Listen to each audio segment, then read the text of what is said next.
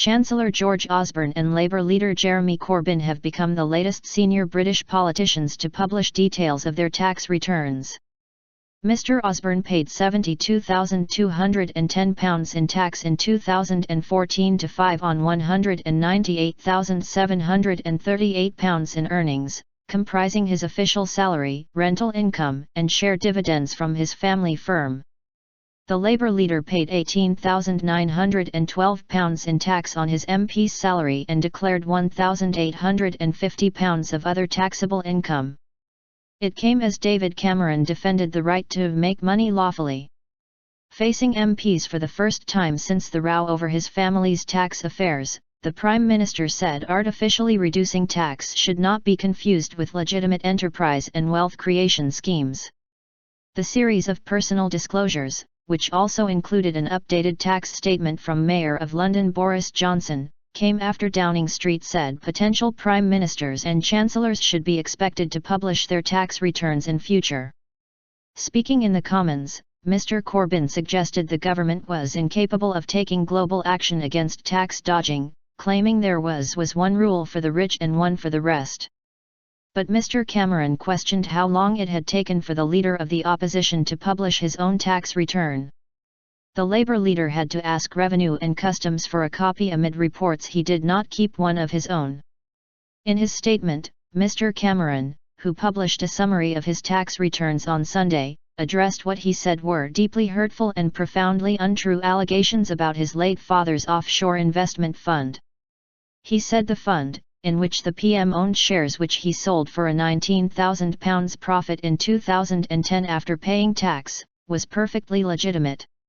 He said a number of public sector organisations, including trade unions and the BBC, had similar investment arrangements, describing them as a standard practice and not designed to avoid tax. It is right to tighten the law and change the culture around investment to further outlaw tax evasion and to discourage aggressive tax avoidance, he said. But as we do so, we should differentiate between schemes designed to artificially reduce tax and those that are encouraging investment. This is a government, and this should be a country, that believes in aspiration and wealth creation. He told MPs that he had decided to sell the shares in 2010, before he became PM, to avoid any perception of a conflict of interest. National scandal. Mr. Cameron told MPs that he had released an unprecedented amount of information about his own tax affairs and believed the leader of the opposition, Chancellor, and Shadow Chancellor should also follow suit as they either ran or aspired to run the nation's finances. But he said that he did not believe MPs should be compelled to routinely publish similar information as the principle of confidentiality in tax information should be maintained. Confirming he would continue to publish his tax return on an annual basis. Mr. Osborne said, "This is unprecedented degree of transparency from a government that has done more than any other to tackle tax evasion."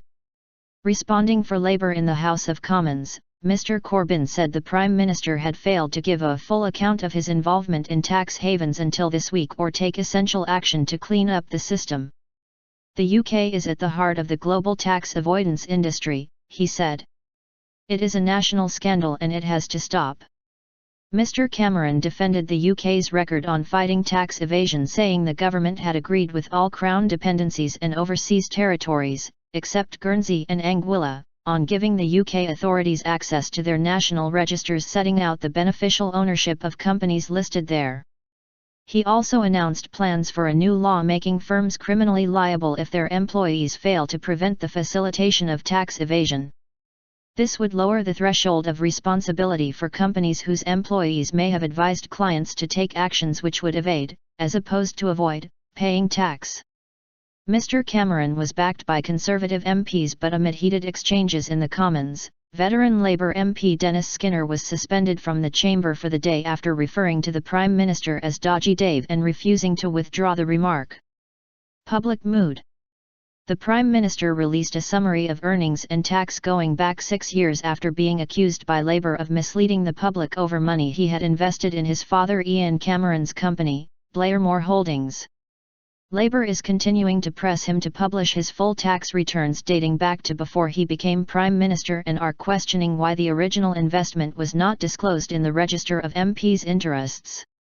Labour has announced a 10-point plan to clean out tax havens, including forcing MPs to disclose any offshore holdings.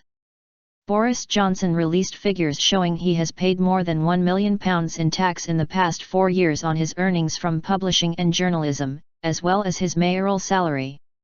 Mr. Johnson paid £276,505 alone in 2014-15 on a taxable income of £612,583.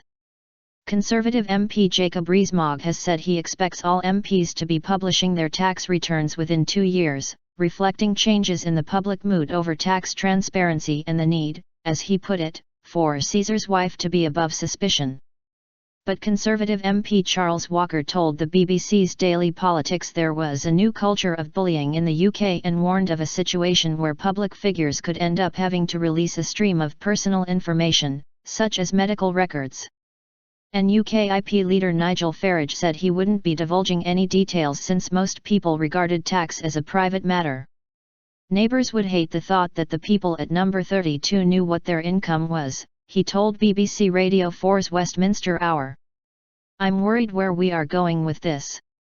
If we want to have party leaders publish their tax returns, then presumably all MPs must do so, presumably then all councillors must do so, bishops of course must do so, generals must do so, newspapers, BBC presenters must do so.